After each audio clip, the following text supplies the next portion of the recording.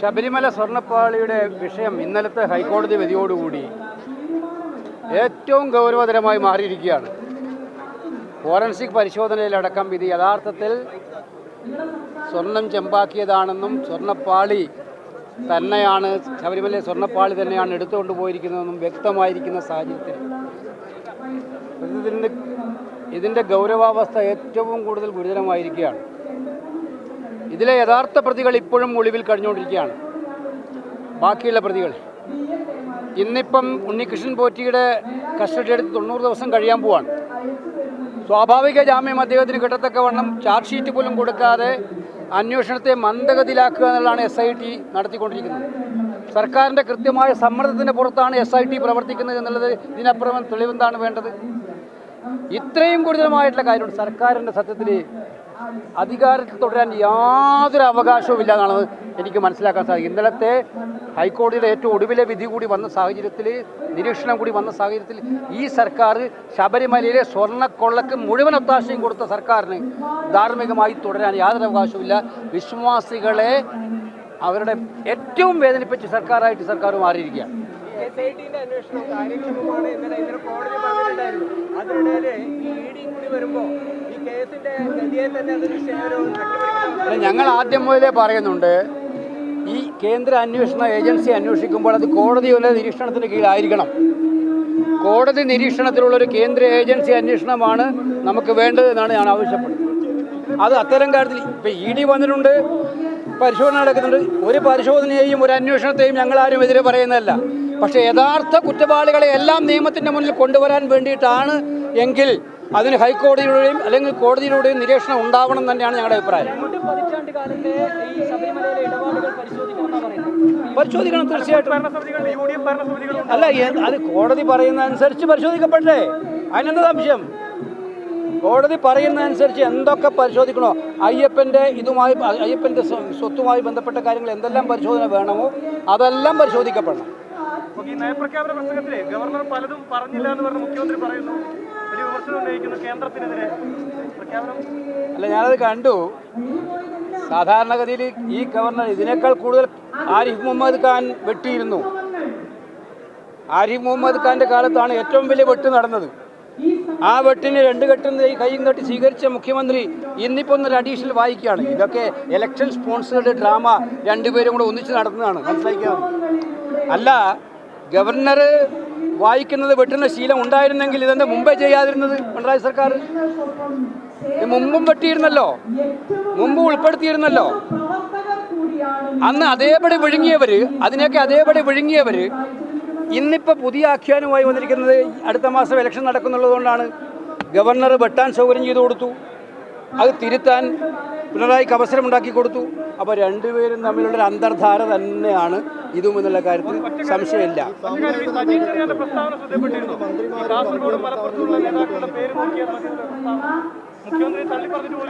എൻ്റെ നമ്മളൊക്കെ ഇവിടെ നിങ്ങളൊക്കെ ഇവിടെ എത്തിപ്പോ കാലമായി ഇത്ര വൈകൃതമുള്ള ഒരു പ്രസ്താവന, നമ്മുടെ സാമൂഹിക അന്തരീക്ഷത്തെ തകർക്കുന്ന ഇത്ര വൈകൃതമുള്ള ഒരു പ്രസ്താവന ഞാൻ എൻ്റെ പൊതുജീവിതത്തിൽ കേട്ടിട്ടില്ല. മതതീവ്രവാദികളായിട്ടുള്ള ആളുകൾ പോലും ഇങ്ങനെ പറഞ്ഞതായി കേട്ടിട്ടില്ല. നമ്മുടെ ജനാധിപത്യം ഏറ്റവും സൗന്ദര്യമുള്ള ജനാധിപത്യമാണ്. ആ ജനാധിപത്യത്തിനനുസരിച്ച് ജനങ്ങൾക്ക് വോട്ട് ചെയ്ത് വിജയിക്കാനുള്ള അവകാശമുണ്ട്.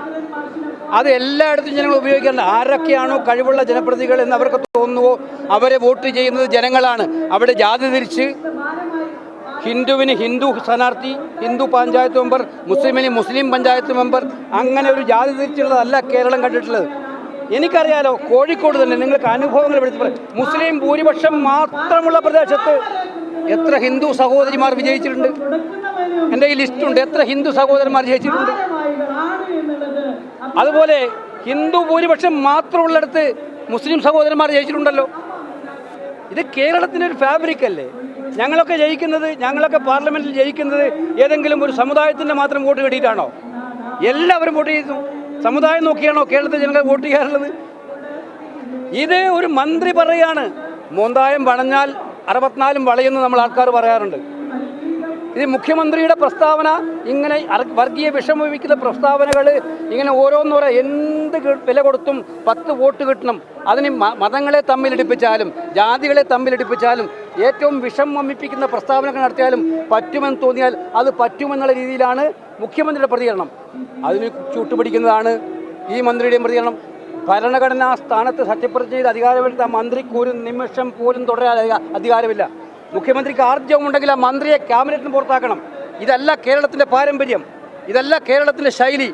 ഇത് പറഞ്ഞിട്ട് ഈ നമ്മുടെ മഹത്തരമായ നമ്മുടെ കേരളത്തിൻ്റെ ശൈലിയെ ഇല്ലാതാക്കുന്ന ഈ പ്രസ്താവന, ആ പ്രസ്താവന നടത്തിയ മന്ത്രിക്ക് 1 മിനിറ്റ് ക്യാബിനറ്റിലിരിക്കാൻ അർഹതയില്ല എന്ന് പറഞ്ഞ് മാറ്റാൻ ആർജവം കാണിക്കണം പിണറായി വിജയൻ. അത് കാണിക്കാൻ പിണറായി വിജയൻ കഴിയില്ല. കാരണം പിണറായി വിജയന് പഠിക്കുകയാണ് സജി ചെറിയാൻ ചെയ്തിരിക്കുന്നത് കാര്യത്തിൽ. അതുകൊണ്ട് ആ കാര്യത്തിൽ വേറെ നടപടിയൊന്നും പ്രതീക്ഷിച്ചില്ല. പക്ഷേ ഇത് കേരള സമൂഹം ഉണരണം. ഒരു സാംസ്കാരിക മന്ത്രിയാണ്. നിങ്ങൾ ആലോചിച്ചോളണം, കേരളത്തിന് സാംസ്കാരിക രംഗത്ത് നേതൃത്വം കൊടുക്കുന്ന ഒരു മന്ത്രിയാണ് ഇത്ര തരംതാണ ഹീനമായ ഒരു പ്രസ്താവനയുമായിട്ട് രംഗത്ത് വന്നിരിക്കുന്നത്. നിങ്ങൾ മനസ്സിലാക്കുക. ആലപ്പുഴ ജില്ലയിൽ ഞാനിപ്പോൾ എൻ്റെ മണ്ഡലത്തിലെ കാര്യം പറയാം. മാരാരിക്കുളത്ത് റിയാസ് എന്ന ജില്ലാ പഞ്ചായത്ത് മെമ്പറുടെ പേര് നോക്കിയിട്ടാണ്. അതാണെങ്കിൽ അവിടെ അറിയുന്നവർക്ക് എല്ലാവർക്കും അറിയാം ആ പ്രദേശങ്ങളിൽ ആരൊക്കെയാണ് താമസിക്കുന്നത്. ഭൂരിപക്ഷം അർത്തുങ്കൽ പള്ളി എല്ലാ ആളുകളും ബഹുമാനിക്കുന്ന ആദരിക്കുന്ന പള്ളിയാണ്. ആ പള്ളിയിൽ 90% പേരും താമസിക്കുന്ന ഒരേ ജനവിഭാഗമാണ്. 90 95. പക്ഷെ അവിടുത്തെ പഞ്ചായത്ത് മെമ്പർ പഞ്ചായത്ത് പ്രസിഡൻ്റായി. അവിടുത്തെ പഞ്ചായത്ത് പ്രസിഡൻ്റായി. പഞ്ചായത്ത് മെമ്പർ ഒരു സഹോദരിയാണ്, ഹിന്ദു സഹോദരി. ഇതാണ് കേരളത്തിൻ്റെ പാരമ്പര്യം. ഇതാരെങ്കിലും ജാതി നോക്കി പേര് നോക്കി വോട്ട് ചെയ്യുന്ന നാടല്ല ഇത്. അങ്ങനെ പേര് നോക്കി വോട്ട് ചെയ്യുന്ന നാടാണെന്ന് ആക്ഷേപിച്ചിട്ട് ഭരണം തകർന്ന് തരിപ്പണമായപ്പോൾ വോട്ടൊന്നും കിട്ടില്ല എന്ന് മനസ്സിലായപ്പോൾ കിട്ടാത്ത വോട്ട് കിട്ടുമെന്ന് പ്രതീക്ഷിച്ചാൽ ഇവർക്ക് തെറ്റിപ്പോയി. കേരളം കാത്തിരിക്കുന്നത് CPM-ന്റെ പതനത്തിനോടുള്ള തെരഞ്ഞെടുപ്പായിരിക്കും. ഇവരുടെ ഓരോ ദിവസത്തെയും ഈ പ്രസ്താവനകൾ അത് ഉറപ്പിക്കുന്നതാണ്.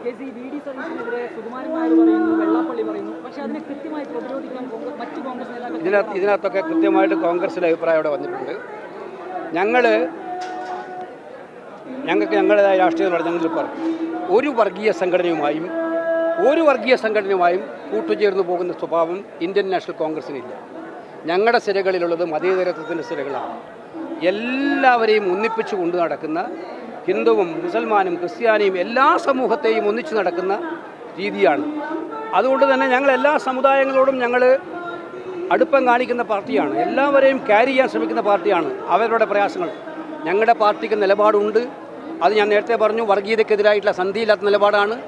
അതുകൊണ്ട് സമുദായങ്ങളുമായിട്ട് ഇപ്പം SNDP ആയാലും NSS ആയാലും ധീവരസഭയായാലും പുലേർ മഹാസഭയായാലും നമ്മുടെ ഈ മോസ്റ്റ് ബാക്ക്വേർഡ് ക്ലാസ്സിൽപ്പെട്ട ഒരുപാട് ജാതി സംഘടനകളുണ്ട്.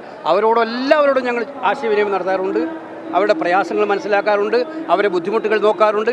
ഇവരെ എല്ലാവരുടെയും വികാരങ്ങൾ കൂടി ഉൾക്കൊണ്ടുകൊണ്ടാണ് ഞങ്ങൾ മുന്നോട്ട് പോകാറുള്ളത്. പക്ഷേ ഞങ്ങൾക്ക് ഞങ്ങളുടെ നിലപാടുണ്ട്. ഇക്കാര്യത്തിൽ പാർട്ടിക്ക് നിലപാടുണ്ട്. രാഹുൽ ഗാന്ധിയുടെ നിലപാട് നിങ്ങൾക്ക് എല്ലാവർക്കും അറിയാം. ഇന്ന് ഇന്ത്യ രാജ്യത്തെ ഫാസിസ്റ്റ് ശക്തികൾക്കെതിരായിട്ടുള്ള നെഞ്ചോടിഞ്ച് പോരാടുന്ന നേതാവാണ് രാഹുൽ ഗാന്ധി. ആ നയം തന്നെയാണ് കോൺഗ്രസിനുള്ളത്. ഒരു കാര്യം മനസ്സിലാക്കണം, സമുദായങ്ങൾ തമ്മിൽ സ്പർദ്ധ വളർത്തുക, നേരത്തെ സജി ചെറിയാൻ്റെ രീതിയിലുള്ള സ്പർദ്ധ വളർത്തുക, ഏറ്റവും അവരെ തമ്മിൽ അകറ്റി നിർത്തുക, ഇതല്ല. ഞങ്ങളെ സംബന്ധിച്ചിടത്തോളം മുഹബത്തിൻ്റെ ബസാറിൽ നഫ്രത്തിൻ്റെ